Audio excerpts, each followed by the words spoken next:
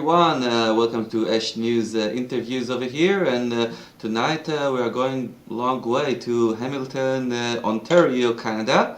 And with us today we have Jonny, or otherwise known as ScubaDracula. Said that correctly, right? And good to have you here, Jonny. I will just say that I met Jonny in Amsterdam. And the funny thing is that it was one of the guys I was most connected to, but I kind of like missed having an interview with him over there in Amsterdam. For some reason, I don't know, I told him like over the convention all the time, yeah, we're gonna interview in a couple of minutes, don't worry, and like it didn't happen. So I think it's like a compensation for this time. And hello John, it's great to see you again, and how are you? Indeed, yeah, it's really good to talk to you again, man. I'm great. Yeah, it's funny you mentioned that about Amsterdam. I felt so bad because I think I went through 6 interviews that day at the conference, and you were right behind me every time, waiting. Okay, we're gonna have you next, and I'm like, okay. And then somebody else jumped into another interview with me, and next thing you know, it was near the end of the convention. It's like, okay, we'll have to schedule some other time. Anyway, so but it was a blast in Amsterdam, and I really still remember it was like. Just 1.5 months ago, I think, and over there we got like here at our ESH News, we got like an inspiration for a whole new thing over there. And since we got back, we got a few like interviews. We got like new projects going on. And yesterday we actually started our weekly program of ESH News, our weekly update, which comes out of about 2 hours of a program about like updates relating to Israeli flat Earth subjects, and it's also like highly recommended for you to see as well. Is that your YouTube, or is that on like a .com? No, it's on the YouTube channel of ESH News, and also like on our Facebook group. Those are your main platforms then? Yeah. We have those main platforms over here since we got back, and I don't know, life is good, I think. How's yours since Amsterdam? It's good. Yeah, I mean, after Amsterdam, I ended up driving to South Carolina, USA. It was about a 15-hour drive from me for the Flattoberfest. It was a great event. We had all kinds of cool people there. Bob Nodell was there, and Cammy, and some of the big names, Rob Scuba, Joshua from Authentic Intent. Is a lot of really good names were there. It was nice to meet all those people. So that was my next event, almost 2 weeks after, I think, from Amsterdam. I drove down there. It was really fun. You came there as a participant, or you had some kind of just a participant. Yeah. I kind of just went, and Mark Sargent was there as well, and Karen B. And yeah, it was just had a few drinks, hung out with everybody. It was kind of once you start doing these meetups and conventions, you get kind of hooked, and if you can make it, it's addicting, right? I just had a meetup last night too. Yesterday I set up a meetup here in Ontario, so we had a bunch of us all get together as well, and then I'm off to Dallas actually in a couple days for the big convention. Okay, yeah, I'm sure you're gonna tell us about this pretty soon. From what you mentioned earlier, this was my feeling as well once I got to do the Flat Earth convention, because suddenly I found out that I'm surrounded by flat earthers, and they're all like interesting people, and once you start talking with them, it's kind of like, it's hard to stop talking, and I think that this is one of the things that inspired me to do these things that we're doing over here, those interviews. I told myself, okay, I need to get some more talking time with those people, and I'm glad that we're doing that. You got a connection now, right? You're in. Yeah, the connection, whatever. Just getting to know the people, because they have the important things to say, and each and every one has a specific field that is more interested in, and every talk makes you more like developed your horizon, your whatever. And so tell us a little bit about yourself, what you are getting involved with beside, as I saw you in Amsterdam, for me you looked like the ultimate activist, whatever. But let's talk about this a little bit later. Tell me a little bit about your main interest in flat Earth. What is the thing that most like appealing to you? What you more like watch movies by your own and getting your own perspective on?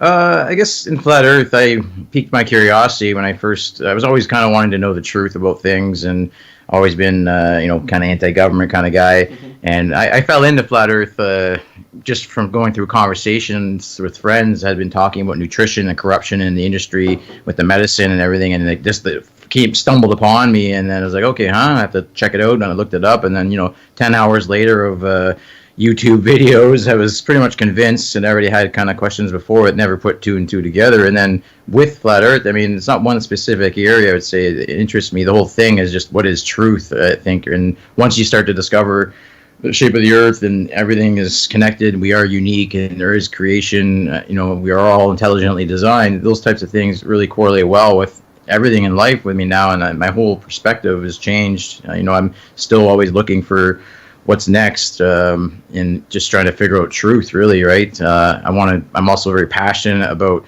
helping others see this as well, right? Because the more of us wake up all over the world, the more we're going to start to see some action, right? I mean, as yourselves, you're far away from me, but you got a lot of people waking up there, and all kinds of people waking up in Brazil right now. I mean, and all over. And there's who knows what's going on with, there was all that stuff in Hong Kong going on, and people are protesting left and right, like not flat Earth in Hong Kong, but there was like millions of people protesting in the summer there.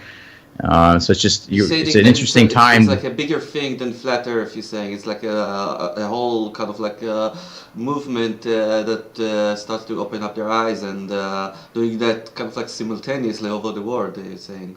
Yeah, exactly. I think it's kind of like a consciousness is waking up within, and people are just getting fed up with all the corruption in the world and things that aren't right. And I think in all these different compartments, and which flat Earth may be very much a foundation of conspiracy, if you want to call it that. Mm-hmm. But it's definitely an eye opener to to open all those other doors of the chemtrails, the vaccines, the fluoridated water, which are all the things I've always kind of been well aware of. Mm-hmm. And then when I fell into the flat Earth, it was just like, okay, this is just like the missing piece of the puzzle that I've been waiting for, kind of thing. And now I feel, as an activist, I feel that's my part to play in flat Earth. Is I just, I don't claim to be the most articulated type of person or anything. I just claim to be, a passionate person who cares for truth. And any way I can do that to help others is the way I feel I'm going to be suited in this movement. Mm-hmm.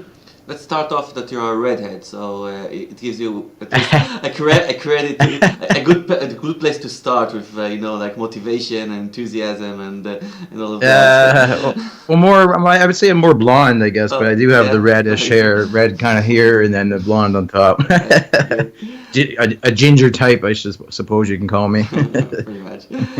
Good. Anyway, I'm showing now your police game. I know police game. Selected scenes from Amsterdam, from you stand with the flag over there and whatever. Jonny, tell us how long you're standing here. In particular, it looks to me Jonny, like how long you're standing here? Shining Today? moment. Yeah, So standing over there going good so far? outside the train station with the flag, so and I don't know, you look right in the right place for you. I definitely, that's cool to see it. Yeah, I definitely felt like it was my place, and I definitely had my 5 minutes of fame there with a lot of the channels, like Jaronism. He gave me like a whole shout out for like 10 minutes on his show. It was pretty cool. It was really nice of him trying to get my subscribers up so I can go live in a sense, right? But aside from that, no, I felt in place, like I was doing my part, even though I was kind of out in the rain. But people had to be drawn into that. Under that shelter there, right? Because it was raining pretty much the whole time we were in Amsterdam, and there was like when we first showed up, I was looking around like we're gonna get wet here. So I seen that area. I kind of picked it. I'm like, let's try this out. If it works, it works.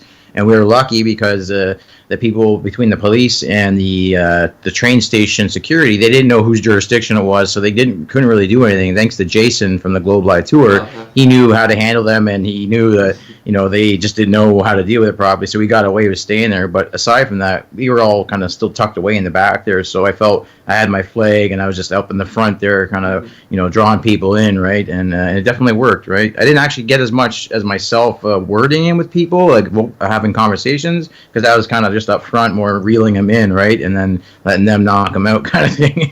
Flat smack them, I should say. It felt good though. I felt good. It was a moment to remember that whole adventure. I don't know. It was kind of like a patriotic sense in whatever patriotic means in flat Earth. I don't know. Yeah, really, right? We don't really have a country, right? Anyway, so anyway, about as I saw you over there doing, and for myself, it was like one of my first activism, acts in flat Earth in that rainy afternoon in Amsterdam. I believe that you have a lot more experience in that, and because me in particular, I have a feeling that in Israel people do not the flat earthers in Israel are good with talking on shows and during movies and stuff like that. But regarding the part of the activism, I feel that although Israel is a passionate country, we don't have it in our blood to go out to the streets or to do this thing on the real life, as you said. Okay. Tell me if you got more experience with that, and what is the inner fire that motivates people to do that? Yeah, I mean, it definitely took me a little while to build the courage up to go out on my own. I do my own setups here in Hamilton and Ontario area. I'll go out and I'll just set up a booth by myself. But at first, I used to actually. I would try and get people to come up with me, and it just didn't seem to work. People are not motivated or not ready, at least. And it still is hard to get people motivated to get out there and do this because it's not for everyone, right? And what motivates me is, again, it takes a certain kind of person to want to do it. I think you get passionate enough, but also not afraid of ridicule. I've dealt with the cards I've been handed in life, and I'm not afraid to put myself out there, right? And I think that's essentially what it is having the courage to just face the facts. Essentially, right. We don't live on a spinning globe, and if to wake people up, essentially, with flat Earth, I mean, no matter what situation you find yourself in a conversation, you always have the winning hand because we know we don't live on a spinning ball, and no matter which way you go about it, you can always come back to the facts, the basics, observational facts, right? You'll get a bunch of presupposition, you'll get a bunch of logical fallacy people's going to put out there, but as long as you study enough and you have enough in the back of your mind to defend it, and I think you'd be fine. Essentially, it's just getting out there the first few times and getting comfortable, because even when once you first do it, you'll realize you're gonna get the same questions. Where's the edge? Planets are round. All this nonsense. Ships go over the horizon. I've had these questions at least 1,000 times. And so it's it just becomes knocking them out of the park one after one another. And then you just once you realize how repetitive it is, that people are just regurgitating these implanted thoughts, I believe it is. It's it gets a lot easier. And so, I mean, facing people on the street, I'm not sure about in Israel specifically, but anywhere, I think people are just out on their day-to-day zombie way of life, and if you can strike a conversation with them and just open the door to even any kind of conspiracy with them to start off, might help other people to get out there and do so. But I mean, myself, again, I just put myself out there, and I kind of just try and welcome people in. But you also have to, or if you want to get more attraction and more conversations, you do have to start to engage with people. You have to. So if you watch some of my videos I did when we were in Greenville, South Carolina, a couple weeks ago, we set up 5 of us doing activism, but we had a setup. But then also I was walking around handing pamphlets and just encouraging people to say, hey, have you ever scrutinized the globe, or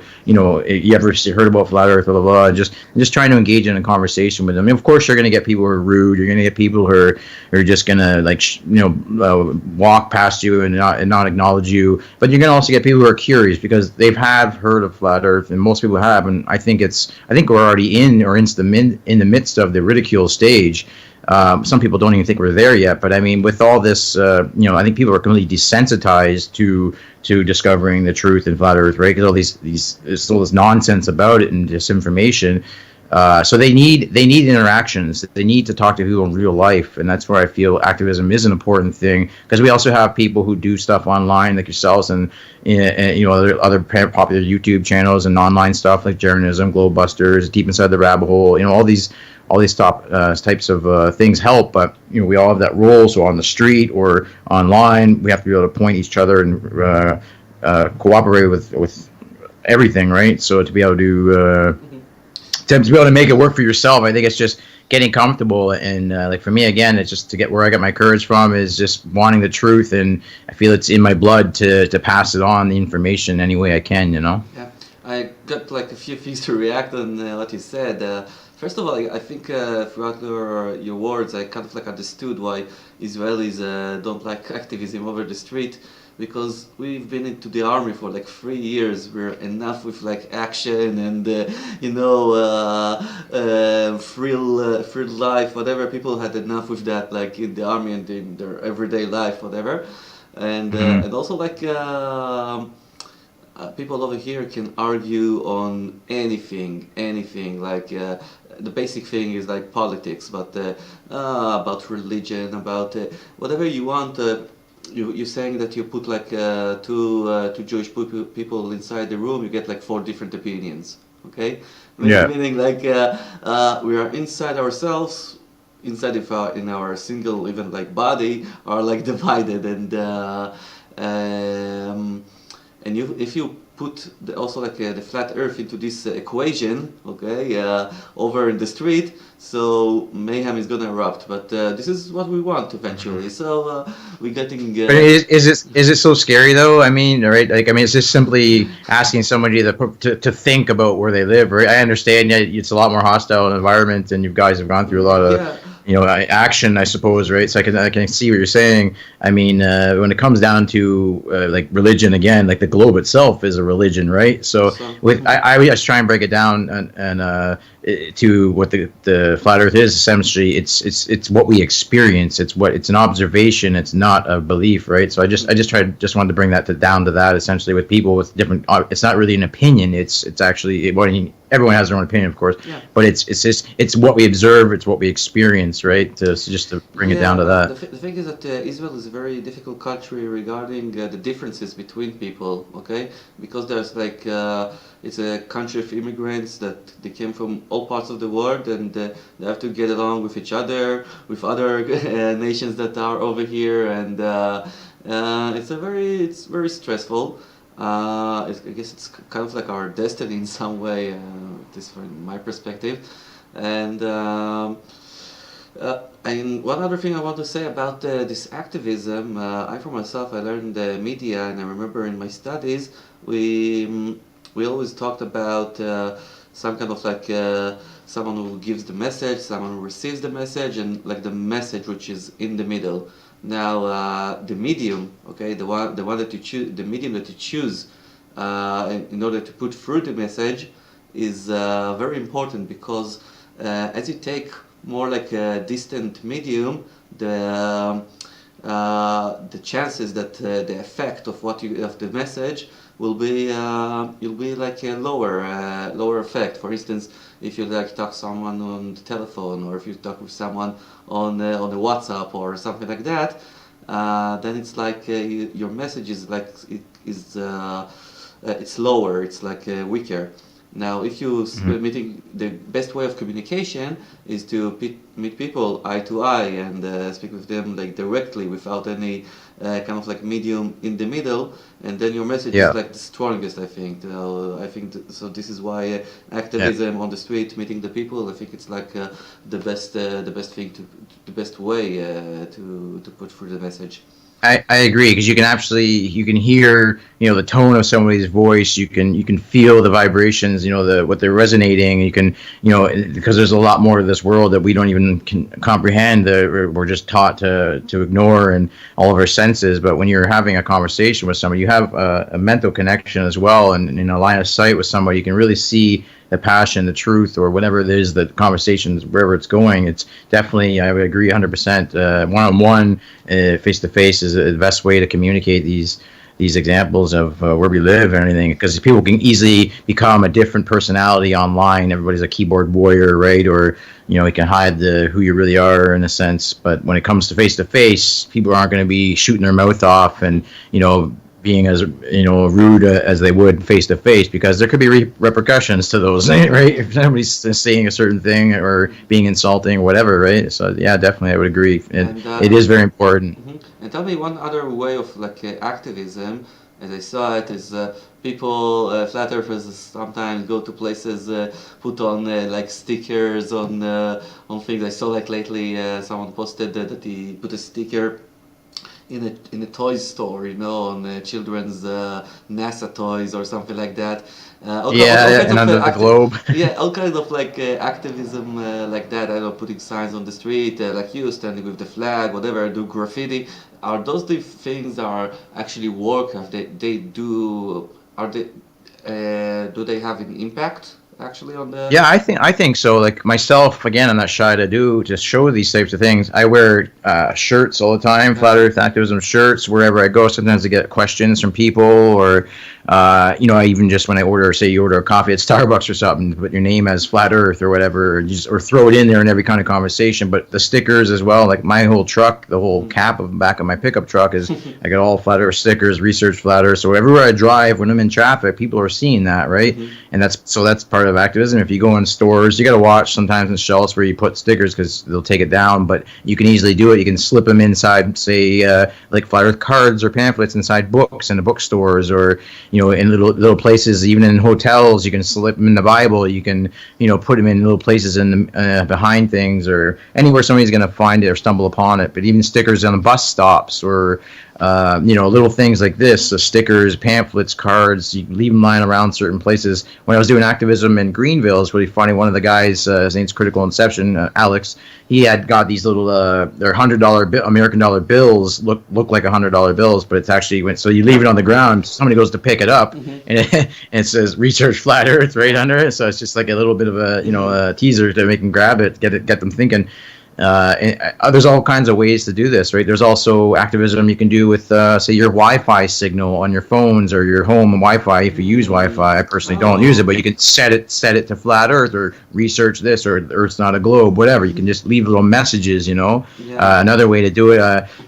What I had been doing lately is I use, I don't know if you have Kijiji there to that where you guys are, but Kijiji is like a place where we sell things. Here, and it's all over North America. And so what I do is I put like an ad on Kijiji, just in a blog area, just saying about flat Earth information. Contact me here, right? So people will go in looking for stuff or whatever, and they may stumble upon it there, right? So anywhere you can, any online or the stickers, or and just those are ways that people can do it who don't want to interact with people as much too. Is just write some stuff up, put it out there online, but also if you don't want your name associated with it, or just like you said, the stickers on things in the stores, or any little ways, slipping them in books, cards, and pamphlets. I think that's a great way to do activism. If you're in a place like in the bathroom stall or something as well, a sticker right there, and the shitter behind the door is a good spot for it, right? I guess experience got to do with it, right? Yeah, exactly. You just find any little way, anywhere you find, your heart will tell you. It'll tell you where. But when you're doing it, you're like, and because once you start doing it, you start to think more. Okay, where can I do it? Where can I put something, right? And they'll just come to you when you're in those areas. Like, oh, that's probably a good spot to put it. So then do it, right? If you have it, put some stuff there. Even if say if I don't recommend graffitiing things, but if there's already a bunch of graffiti on a place or or something like that, then yeah, maybe just write it on there, right? Yeah. Or on somebody's car window, if their car is dirty or something, I do it on my truck, and I work construction, and it gets really muddy in the back. So I'll just with my finger write out stuff on the windows, If you can do it on people's cars, just for a joke, you're not vandalizing anything, right? Or you can leave a pamphlet under their windshield wiper, something like that. I wouldn't recommend that way so much. Or even going to people's mailboxes, right? What's that? I'm sorry that I'm not a teenager again. That I used to be in my face. That I used to draw on tables and scratch them with like rulers, iron rulers like that, and with T-Pex, or all kinds of like creations like that. If I would knew flat Earth back then, it could be useful, I guess. And yeah, I guess outdoor picnic tables and stuff, you can get away with scratching it in there because you're not really. It's already probably a bunch of carving. It's just wood that's a table outside, right? Yeah. I mean, obviously, again, I would say with this kind of stuff, be respectful toward other properties and stuff. But I mean, if there's obviously some kind of areas that you can, it's obvious that it's accepted or already been there, then I don't see it being a big deal to throw a little hint of flat Earth in there. Why not, right? I see it actually all over Ontario. Certain places, some people do where there's graffiti and stuff. Or they'll put signs up over road pathways and stuff like that. Even for instance, like I'm a musician and stuff, and when we have shows, so what we'll do is we'll make a flyer and we'll staple it or tape it to one of the light posts around the city as well. Mm-hmm. So you could easily make little pamphlets or flyers on paper, print them out, just whatever basic information you find that would help, and you just little hints or tape them around the poles or staple it. I don't know if it's wood or concrete poles you have for your lighting out there, but yes, you know what I mean? Just simple things like that. You in between the traffic lights, you can just boom, tape it to the pole where people are going to see it, right? It'll probably get taken down eventually, but it'll be seen by probably hundreds of eyes before it does, right? And just imagine how many people see all those little things that you put. And I think it's partly as well, like we were saying, consciously, the truth movement is spreading just for whatever reasons, like whichever topics. But I think as well as spreading the information out through activism and cards and pamphlets and stuff is also a part of that. That you're basically planting seeds everywhere, and I think truth finds the person. Truth is for those who seek it, and with people with eyes to see, they're gonna stumble upon it. They're gonna be meant to see that, I think. So like you can't just tell somebody there's just flat. You can open their mind to it, and if they're willing to investigate, then they're gonna further down that way, right? But it's just one of those things. I think the universe speaks to us on many levels, right? It totally does. Like, as soon as I went into flat Earth and started questioning, over about 6 years now, looking into the truth of things, I find that I've been having all this synchronicity that the universe is constantly speaking back to me, showing me things, right? Because I'm looking, and it's like I'm getting like weird numbers popping up. I say something, all of a sudden hear that on the radio when it's exactly what I'm saying, or I'm looking for something, and boom, the video pops up on YouTube. My sign was actually it's a thing that it's kind of like a phenomena that I encountered with all flat earthers. They told me the same thing. For me, when I discovered flat Earth and I wanted to be like more involved with that, I told myself, hey, just a second, what I want to do? I want to do like TV shows, whatever. And suddenly I noticed that everything that I learned in my life, everything that I have been occupied with my job, with studies, with whatever, kind of like led me to that moment that I will find flat Earth and will take advantage of all the skills that I gained till that moment. Okay, that it was kind of like intentional that I will learn those things in life specifically for that moment that I will discover flat Earth, and I can eventually use all of them together. This is at least my feeling, and I got this from other flat earthers as well. Almost like you're meant to find it, you're meant to learn it, right? Yeah. I was meant to learn like things, like skills that now are helping me when I'm like involved with flat Earth. Okay? Yeah. And you learn so much more too, right? Like, I mean, when I first started looking into the truth in general, and again, I started kind of more looking into nutrition and understanding plant-based diets and the importance of well-balanced pH water and stuff like this that the body needs naturally, holistically. And, I just found that, I'm learning, and I found this helped me in Flat Earth because I've also helped a lot of people who are seeking truth and health in Flat Earth because I already kind of learned about that prior to Flat Earth, right? And then I don't claim to be professional in any of that, but I definitely did my research to learn what's good for the body, what's not. And so in just opening those doors, like you said, you feel like it did you justice for the things you're now forwarding into. But even so, into Flat Earth and this awakening, I find like I'm just learning, always learning more and more. Like I feel it's an eye opener, but it's also a mind opener. Absolutely, right? Yeah. For me personally, I'm playing in the application of Clash Royale. You know Clash Royale, the application, the game. No, I can't say I do. No, it's like a stupid game of like strategy and stuff like that. But I'm like found over there like a clan of Flat Earth clan. So I'm Oh, nice. my goal now is like to be the head of this clan Okay. in the game, and I will fulfill myself that way, I guess. That's good. I like strategy games myself. I'm not really big on video games, but I like playing a lot of chess. I'm a big chess guy, so chess has also I think helped me into this as well because I like to think strategically. And I started off as a young lad playing games like Stratego and chess. Yeah. Those are the games that really got me into thinking strategically. And now when I think in chess, I'm always trying to think what can I do next? Mm-hmm. What's the next move? What can I do to help this work? Right. By the way, I played Risk not a long time ago. You know Risk, the one of the Yeah. Risk is a similar kind of strategizing game. And I noticed that it's like talking about regular map world, wrong map, whatever. And I told myself, come on, you need to like do this game on the flat Earth map. Yeah, it's like it will be totally different, like way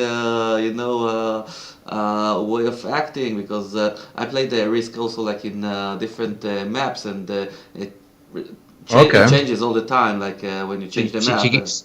So you can make a headline basically like take a risk, play on the flat Earth. Yeah, something like that. Yeah, just need to, and ask people to buy this. Yeah, exactly right.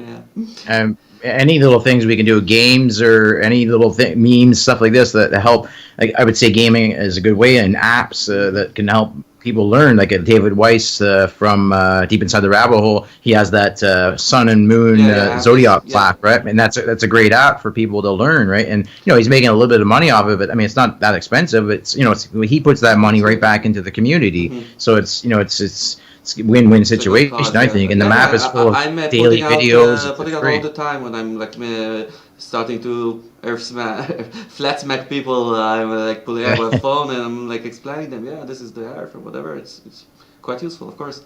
Tell me. And it correlates so well with our observations, right? I mean, it's so obvious when you see the sun is local, the moon is local. Like, these things are just so obviously local and much smaller, and the way planes fly, it all makes sense. Yeah. So that having the proper map, which again is not accurate, we all know that, but it's closest that we can find that matches our observations, right? So yeah, it's definitely helps put the flat Earth into perspective, having that on hand visual for people. Let's go to another subject a little bit. When I met you in Amsterdam, you told me like briefly, if I remember correctly, that you are into researching Tesla's work and energy and free energy, things like that, if I remember correctly. And I want you to tell us a little bit about your interest in that particular field, and enrich us a little bit, because over here in Israel, it's not really not many people see the connection between those things, flat Earth and free energy, maybe alchemy, those kind of things.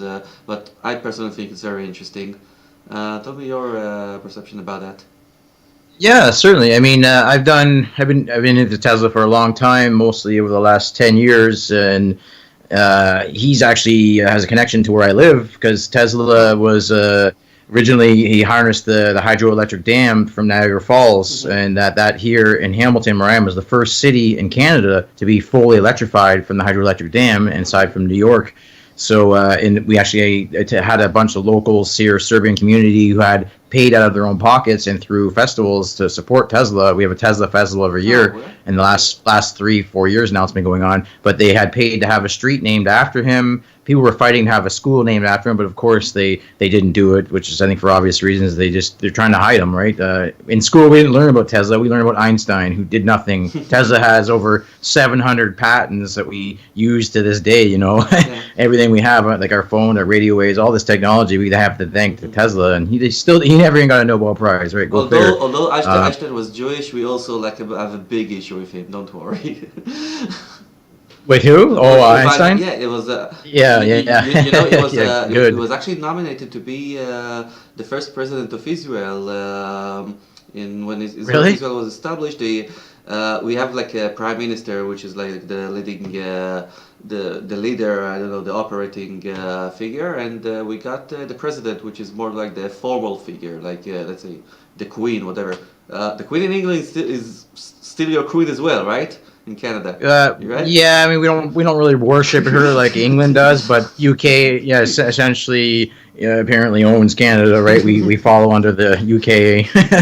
That's Yeah, hilarious. we're still like America's little brother, I think. Like it's just ridiculous how America and Canada are basically the same, but it's like they feel like they're higher uppers in America. It's kind of funny, but yeah, people worship these people, and that would have been hilarious if he was worshipped like that back then. The thing is that so they thought of who to pick to be president for Israel the first time, and from some reason they kind of like insisted that they will pick up a scientist. So yeah, indeed. And so the first one they got to was Albert Einstein, and once he refused, they approached to Chaim Weizmann. Chaim Weizmann, and he was the first president. He actually came to my hometown of Rehovot to live in. Okay, see the hilarious thing. They picked up a guy that wasn't even in Israel when it was established, and wasn't even living in Israel. And they picked him and brought him over to be like a president over here. And he's the one who's like is known for his scientific achievements, mainly for inventing, get these, chemical weapons on World War I for the British. Okay, Of course. and he formed the Ziv Institute, which later on became the Weizmann Institute here in Rehovot, which is the most scientific place like in Israel. Like it's considered the showcase of science in Israel, and we actually we have a big story about it, a big conspiracy story that we started to investigate lately. And if you check out on my YouTube channel, there is a promo of a thing called the Secrets of Isaac's Well. And it's a very interesting story about how an ancient well of Isaac from the Bible kind of like maybe still existed today in my city of Rehovot, in exactly where this Chaim Weizmann dude used to live. Okay? Okay. It's kind of like a weird story, and we are soon to be like published about it. And you're welcome to check out the YouTube channel, but you will see that in the history of Israel, also like regarding the Zionism, there's a lot of like weird and creepy stuff when you started to get science into it. Okay, and you can see like a very intentional. I know, moves that you see that they bring people that are scientists, that their full intention is to put science inside Israel, and it happened like that throughout the last 100 years of history over here. And Sounds similar over here. yeah, but over here Science is your god. yeah, but it's like over here we are like we see as ourselves as like the Holy Land, a place which Right. is very spiritual, a place that people are being connected spiritually. And once you starting in kind of like a foreign way, like kind of like a artificial way to put science inside it, it looks strange. Okay, and I mean, those things have been colliding for many years, I think, throughout the world, right? It just depends on how many people let go of their, but foundation and beliefs, and then, science kind of corrupts the whole world in any angle. Yeah, but over here in Israel, you can feel that it's happening. Is that the science is doing is very initial thought, okay, initial action that he's doing all the time. Over in Israel, you can feel like he's doing it intentionally to just hide God, okay? Right. Just to hide Right. God. Which is very much, I think, the same here, because they control the left, they control the right. Like, I think they can completely control religion as they do control science, and people, if they're going to go from one, they're going to go to the other. But yeah, you can definitely, I can't say the same, but I mean, it's definitely that feeling of they're always pushing science on the TV and the shows and the movies, all over the media. It's always, and especially stuff like NASA or anything going on. And yeah, I definitely feel you there. That impact is here as well. I mean, it's that control mechanism of everybody to keep you separated from your creator, to keep you spiritually, separated, to keep like that again, like we are talking about, like with anything to do with alchemy or things that Tesla himself were trying to do for people, was to connect you to the earth, to the universe. And he understood very much that the earth is an electrical universe that we live in, and so many things should be for free. And that's real science. That's where science had that turning point, is when guys like Tesla were just faded out and kind of buried, and Einstein comes in and tries to abolish ether and basically say, okay, that proves gravity, which is doesn't prove anything. Actually, it's just a bunch of mathematics. So yeah, the science just kind of comes in and trying to don't look over here, look over here, right? Yeah, talk to me about alchemy. What is that got to do with flat Earth, with Tesla? What is it? Because from I think the general public or something, or someone who's not didn't do any research or whatever, you just think that, oh, alchemy, it's kind of like a fairy tale of about turning things into gold or something like that, but it's things which is a lot more, let's say, real and let's say meaningful, okay, than what you think of, right? I'm exactly. I'm not the most familiar with the whole history of it, but I definitely, and I use it in my own way and how I learn with anything, like spiritually believing in something essentially, but also like power of intention. This is how I look at it, is the will to do something. You have to first want it, you have to focus enough on it, and there's so much energy in this world that we ourselves manifest our destiny. Like I truly believe in manifest destiny, and as my reality, as of all of our reality, I believe that is what creation is, essentially, that we are creating the path ahead of us. So with alchemy, with things that you want to do, that you want to success in, you want to be successful, I should say, you're essentially going to focus your energy into that, right? It's almost like you're making it happen in the moment with thought, with energy, and to me that's how it resonates with me. And it's as simple as believing in something, right? Dreaming for something to come true, but to also have faith and study lean toward, I should say, the goals you have. But like, for instance, some people, like one of the guys I know, Good Times for All, Zach Zabala, he was I met him in South Carolina. He's right into the alchemy, and he's been trying to grow his hair back, and he showed me his hair is starting to grow back now because he's focused and just, it's just an interesting thing. I mean, you can write it off any way you want, but I think if you want to heal yourself within many, and that's I think where it's best suited is for healing yourself, is to focus, to believe in yourself, to believe within the powers of the universe. And you might think that these are things that that once in the past were known, and today they're trying to hide it from us from all kinds of reasons.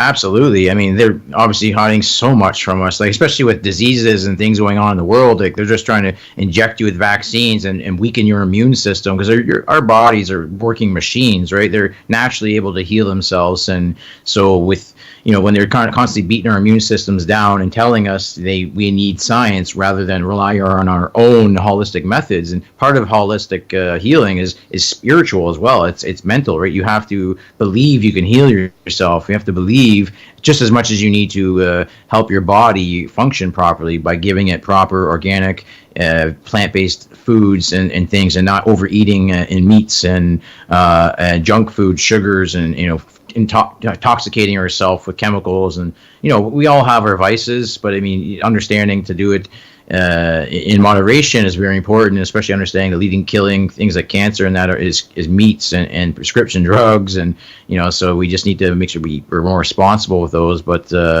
I mean, as far as like essentially, yeah, healing is it's all believing, I think, right? Pretty much, yeah. I can totally agree with that. I've been through rough times myself with like health things, and the thing that got me back on my feet was, I think, just connection with the universe, and just to to understand the universe better. And I think that part of my illness was when was in bad shape was because I don't know, people were telling me lies, and I kind of like felt it. Okay, I kind of like felt it. I couldn't really put my finger on what is the lie, this is where like disease come from. Maybe I don't know. Yeah, and it's with all that. Yeah, it's like I feel you can also, even with flat earth or discovering certain truths, like some people can find themselves in a depressive state in life in general, but you come into flat earth, some people are also like, to bring it back up, to afraid to talk about flat earth because you might lose all your friends, like, and you definitely discover who your real friends are when you open that door and you talk openly and vocally about flat earth and stuff. And you can find yourself kind of getting into a depressive state, but depression it's all in the head, and it's all about how we see things. I believe it is. I don't believe you need to take a drug for that, because it's obviously not healthy. You can do microdosing on psilocybin kind of things. Magic mushrooms have been well known to help cure depressions and also our mental states and motivations in life. Take a good $5,000 trip and just enjoy yourself one day by yourself. I'm telling you, your life will change. You'll be motivated for the rest of the week. But if you start microdosing like a half a gram every fourth day, these things actually really help change your thought patterns, help motivate your life. It's been well known to do this with LSD as well, but more natural things I would say to stick to for depression states. But again, it's that mindset of just believing and having faith that you're in the right place, you're doing the right things. Right? When people fall into a depressive state, is because they're allowing themselves to be influenced by media, by friends, their appearance in life. And we have to be able to let go of those things in order to see further in the future. I think myself, that's my opinion with those kinds of states of mind. Because when we open the door to all this stuff, we can easily fall victim of certain things. Socialism specifically, that's one of the biggest issues. Like the Facebook and social media in general is just nothing but depressing for people, because it's a misleading. I think that there are like lots of like I don't know, institutes and I don't know, parts of the it's altogether it's called the state, okay, but things like areas of fields of life like let's say politics, science, religion, media, maybe legal stuff, I don't know. Those are all kinds of people that came up, and they're telling you this is reality. You as a simple person, you shouldn't like be able to understand this reality. So we will mediate this reality to you. And and trust us, we will do a fine job. We won't lie to you, and trust us, and we will present you the reality as it is. Okay. And the thing is that each one of them are telling something different, but everyone is like there's no reason for them to exist. Okay, because you can approach reality yourself, you can approach God yourself, and you can be creative by yourself. So I find myself constantly also asking, what is reality? Now that we've been awake to so many new things, right? I've always been spiritual in the sense of astrologically and believing in the stars, the alignments, and who I am and where in my chart, zodiac sign, but also like dreams and different realms. I'm a full believer in that there's multi dimensions within our universe, and that we exist in many of them. Like when we dream, to me, dreaming is like stepping into the matrix in a sense. Like I do believe there's so much more reality to our dreams, and it can also correlate to this reality, this earth realm. Because you plan, you dream, you make things happen, you manifest it in these realms, right? And I'm a full believer in that. But we don't just exist here; we exist on many levels. Your thoughts, your feelings, they also exist on higher dimensions, like fifth and sixth dimensions. And then if you're familiar with the fourth dimension and the astral realm, these are a bit of topics. Not it is, and it's not really. It's kind of not the easiest for some people who don't know about it, because it's but it's once you open that door, it's really interesting to think beyond what are we if creation, which we know creation exists. What is creation? What is reality? What is this realm we're in? Why do we sleep? Where does our mind go? Right. So those are just I know a bit of a digression there, but I think those are important things to contemplate with understanding reality in general. Is we have no freaking clue what it is. We exist here in this realm, but if you think about parallel universes and different stuff. I think the problem is not with reality. I think it's the problem with the concept concept of believing. Okay, of you define yourself differently. What is believing for yourself? Okay, because you tell yourself, okay, if I used to believe what people told me, okay, for lots of years, and now I'm like reducing all of this information out of my head or out of my believing concept. So I think that you just got left with your senses and what you get out of them, and this is the only thing that you can be actually believing in and actually be trusted on just your senses. This is and this is what you got left off, but it's a whole plenty. Okay, people don't realize it's a whole plenty. Okay, for you to that your senses are absolutely trust your heart. Yeah. Trust your heart. Absolutely accurate to understand this reality and to get with your instincts. I think you're what is this God and what is this creation, and you don't need anyone to tell you what it is. Okay, this is just like it is.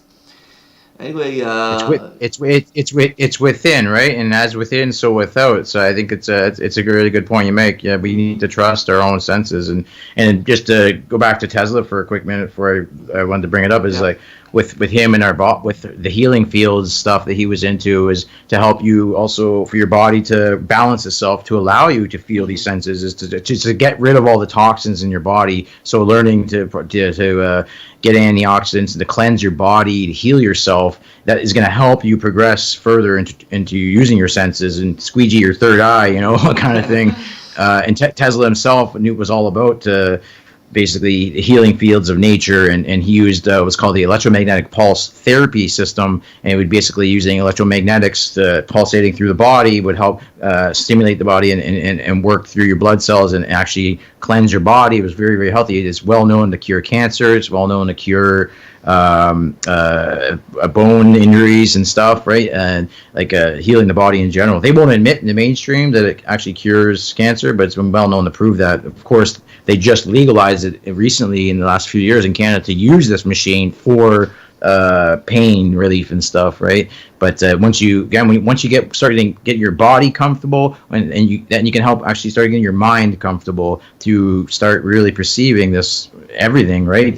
So some people may be stuck in one area, but I would encourage people to really focus on your body, your health, understand that what's going on with the skies and the vaccines and our nutrition. But again, the guys like Tesla, it's a really interesting topic to get into because we barely scratched the surface with him and kind of digress. But I just wanted to bring it back to him for a second because he knew a lot of things, and he also did a lot of meditation and studying and spent his time, I should say, in the forests and stuff, understanding like the how we resonate in this world is very important, and we resonate better and we vibrate on much higher levels when we cleanse our body, when we are ourselves, get rid of all the crap that's controlling us, not just the television, the media, and science stuff.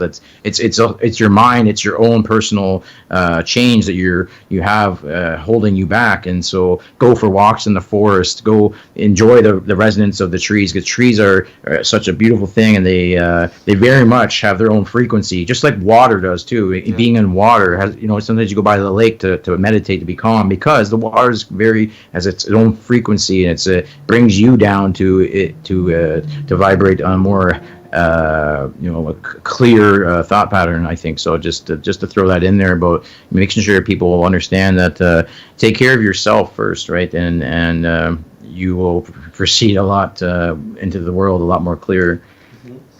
Okay, great. Let's get back towards the end of our interview to reality, and tell us about Texas. What's gonna be over there? What you're gonna do over there? And because I'm actually jealous that I can't go over there. I wish so much that I will have time and money and whatever to get there. So tell us what's your plans, and make us jealous. Come on. Yeah, I feel lucky. I've been to 3 conferences now. This will be my 4th one, and literally this will be like 3 within the last couple of months that I'm going to. And I'm excited. Yeah, I'm leaving on Tuesday. I'm going to help out on staff as well, so I'll be helping them do whatever needs to be done as well. But I'm going to be doing activism there. We're going to do activism on the Wednesday, And we also have an Airbnb with a group of us, and we're probably going to do more activism after the conference on the Saturday as well. Just within Texas, probably Dallas, maybe try to get to Houston. I'm not sure if we can make it there or not, because I would love to get down to Houston to at least see it. But yeah, I'm looking forward. I've already had the chance to meet a lot of the speakers, a lot of the people going, and this is the granddaddy of conferences, really. I think they're expecting at least 900 people, probably more. A lot of big names are going to be showing up, it seems. So I'm excited. I'm excited to be a part of it. Excited to help out and just vibrate with like-minded people, right? Because again, when you're in Amsterdam, you feel finally other people who think kind of similar, aware of the world, and when you're amongst people like that, these types of events, they just become more and more comforting, and you're going to want to get out and be with them. I can't even really afford to go myself, but you know what? I got good credit and stuff, so you know what? It's like, hell, I'm going. Screw it, right? I got a ticket in for helping, so I got Cammie helped me get in for free, so I just had to pay my plane ticket and rooming. So it's just making it happen, because again, when you start going into these meetups or hanging out with people at the conventions, you get addicted to it, right? Most people sometimes are still afraid to go out even just to a meetup or an event, but I guarantee you, once you go to one, you get hooked. You want to go. Right? I tell you what, I actually met my first flat earther in person exactly half a year ago. I did we had this whole awakening over here after the Bereshit spacecraft got crashed or whatever that was over there, and afterwards I decided that I will make a meeting at my living room, at my place. To Flat Earthers, to Israeli Flat Earthers. It was the first meeting of a group like that, and it was. And it came something like 10 or 15 of them to my living room, and this was that's a good number. And this was the first time that we actually, that I actually met in person other flat earthers that think like me, and it was such a thrilling moment for me. Just to after all the people that you talked with that says you're crazy and everything, suddenly you talk to a person about this thing and he actually agrees with you, and it's like whoa, it's just just a good feeling, regardless of what is true or not, Yep, absolutely. So anyway, that's not a bad turnout for your first little meetup. Definitely, it's hard to get people to come out. So if you're in a position where you can bring people together, I think that's amazing. I myself, kind of similar, always just trying to bring people together. I think that's also just kind of where my role is in the Flat Earth, is just connecting people, right? I find I'm that middleman. You mentioned the Zodiac before. Which kind of Zodiac are you? Which sign? I'm Virgo. Yeah. Okay, good. Virgo, yeah, and it's something I haven't actually done enough research into it. I definitely, it's on my list of things. There's tons of things I need to look into. There's so much I'm learning, and definitely, I know you're really familiar with it as well. I heard your conversation with Lisa there in Amsterdam. I was trying to listen in the background, but I would love to get a one-on-one with a little more on this with people and just to study and learn more. I know people personally all had their charts read, birth times, exact dates, and everything, and so much correlation comes out of that, right? And it's I'm a firm believer in that for sure, yeah. But I'm not versed enough to know. To know enough. Just in a nutshell, the thing is that I used to lecture a little bit about astrology. I used to be involved with that, but I always got stuck in the technical aspect of it. I didn't realize how the hell those stars, which are millions of miles away from us, are their angles and whatever are sending rays to our planet to receive them and to have a good or crappy day. So I didn't get this part, but once I discovered flat Earth, it all make perfect sense for me, because I told myself, okay, the stars are not way up there. They are somewhere in this firmament. They are close by. In the firmament, yeah. Yeah, they're close by, and if they're close by and they can interact with us, with us humans, and we can receive their energies, and their position is probably changed in some way.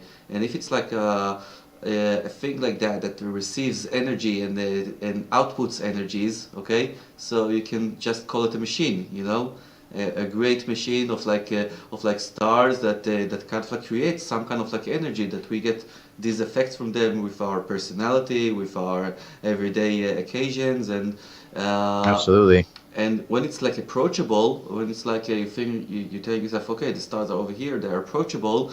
It changes your concept. You say to yourself, okay, I know I can see in everyday life that astrology is true and correct. Okay, but now if they are close by, I can actually justify it in even I will say the cursed word in a scientific way. Okay, you can even like try to measure it. Okay, you can try to I don't know feel it in a more like close way, and actually it reinforces both your faith in astrology and in flat Earth combined. So Absolutely. so if you want astrology session, we can do that in the next interview. And I don't know, earlier hours of the night. It's over here. It's like 2 a.m. already. Oh yeah. I think it's like 7 o'clock here. Oh yeah, 7 p.m. Okay, good. So anyway,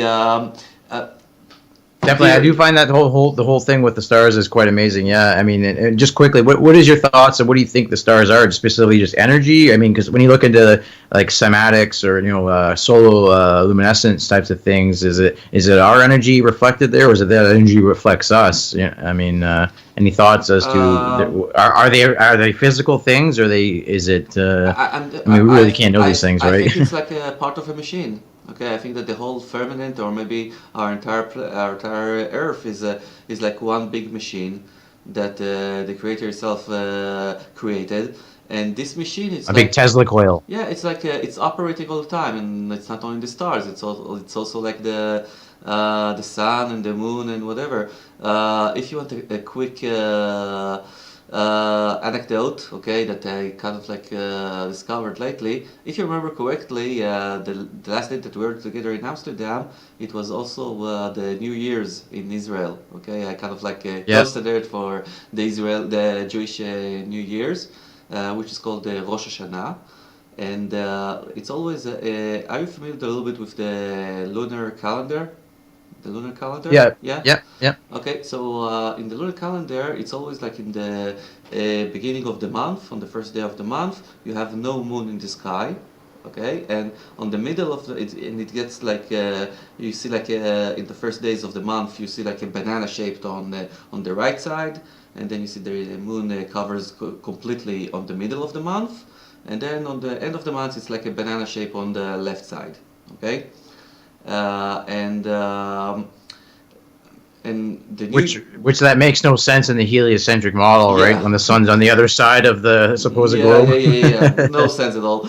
But the thing is that the first day of the month, it's the Rosh Hashanah, the New Year's. It's on the 1st of Tishrei. Okay, and 10 days afterwards, it's the Yom Kippur. It's like the judgment day of Israelis. It's like the holiest day, whatever. And those days between Rosh Hashanah to Yom Kippur are described as the 10 horrible days, the 10 days of answer. And it has another, I got like this year, a friend of mine told me another expression that I got for those 10 days between Rosh Hashanah and Yom Kippur. It's called Ben Kse LeAsor. Now, Asor, it's like 10, it's the number 10. And it symbolizes the 10th of the month. Okay, and Kse is the word that describes the first of the month, but it's not the word one. Okay, Kse, the meaning of it in Hebrew is either a cover or a lid. Okay, of something, of like a bottle or something like that. So it's almost like something covering the moon in a sense. Exactly. Meaning that the Jewish people, the ancient one that kind of like invented the lunar calendar, they watched the moon and they saw the reason that the moon is shown in different shapes and different sizes is because there's a cover or a lid that covers him in the sky. Okay. This is what they saw. This is how they interpreted that in their language and in their calendar. Okay, that they actually saw like there's another object in the sky that covers the moon. Okay, It's very interesting. It's like similar to the north northwest nodes, like the Rahu Ketu kind of thing. I don't know. Or just like a not yeah, because those are foreign bodies. I think essentially is what it's thought of anyway. But yeah, just the idea of that, is there dark bodies up there, or is it like actually a lens cover or something? If it's like a projection, interesting to think about. Yeah, if it's like a projection, so imagine like the guy with the projector on the bottom, and is like covering the lens with a lid each time or something like that, you know. Yeah. Did you see the moon last night? Actually, I think tonight should be pretty bright too, isn't it? Is it the tonight's supposed to be or tomorrow's going to be the big one, isn't it? The moon, the full moon. Yeah, I heard about. No, it's not the thing that the star is passing through the sun or something like that. I think it's in a couple of days or so. Yeah, I think tomorrow. I think yeah, but I was just even observing the moon the last couple of nights, like yesterday and the night before. It was quite bright. I'm not sure from your view where you are, but yeah, it's definitely looks pretty obvious that it's projecting its own light. You can actually see the moon with all the clouds you got over there in Canada. I didn't Yeah, and it completely illuminates. Yeah, all the chemtrails do. It completely illuminates the whole area. So I mean, it's and when you start to go into flat Earth, you start looking, differently at the sky, right? I remember when I first came into flat Earth, I couldn't stop looking up and just thinking, "Holy shit! It's right there. What does this mean?" And you can see how local it is. Yeah, it's like, okay, wow, are we really in some kind of Truman Show kind of thing, right? Yeah, it's definitely interesting to talk about this. I would love to have a conversation and learn more as well. I'd definitely soak in whatever knowledge you can pass on as well. In more saint hours of the night.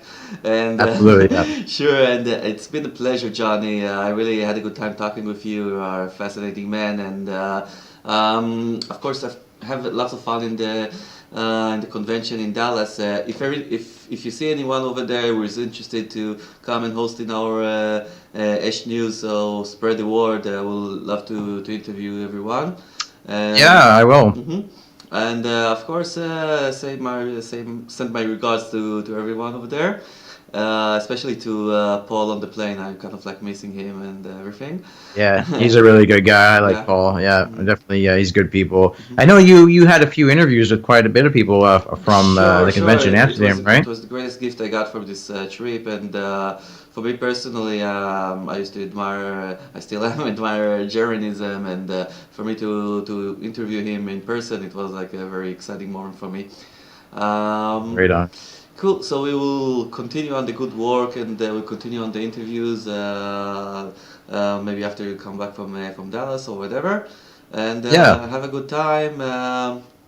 Have a good night and good evening. Whatever. I will. Yeah, absolutely. Thanks for having me on, and it was always a pleasure. It was great to meet you in Amsterdam, and yeah, we'll look forward to talking to you in the future for sure. We'll have a post Aldous talk or something, and anyone I do, I'll mention that wants to do some interviews. Maybe we'll talk to you. I would maybe there's a few other big names I can mention if you have any specific ones, people who are attending the conference, and you'd like me to mention to them. Let me know. Everyone. Yeah, everyone, of course. Yeah.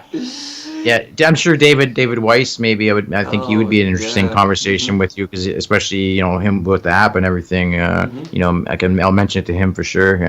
But yeah, it was great talking to you. So I gotta go and do some research and learn some of your previous videos. I didn't get a chance to check out any of the interviews you had. So is that all on the YouTube? Yeah, check on the YouTube, the ESH News. We got like the great materials coming on, and my personal recommendation, there is like a show over there which is in Hebrew, but we added the subtitles. It was my ESH show before we got like ESH News. We had an ESH show, and it was the final chapter that we did. It was on Satan himself. It's an whole episode about Satan and his work over here, and it's hilarious. Maybe you can. So I was gonna say, maybe you can send me the link for that one. Yeah, sure. And I think that it's like a show that I personally enjoy doing, because I believe that Satan himself appeared on this show, and we had a guest over there that got into kind of like a frenzy over there in this broadcast. Really? So yeah, watch it. It's you won't regret. Okay, yeah, I will for sure. Yeah. Good. We got to get you some more subscribers there too on their channel. Yeah. We desperately need some. Yeah, sure. I'll pass it around for sure, absolutely, and appreciate the time. Good. All right, Jonny. Have a good evening, and it was a pleasure. Bye bye. You too. Bye.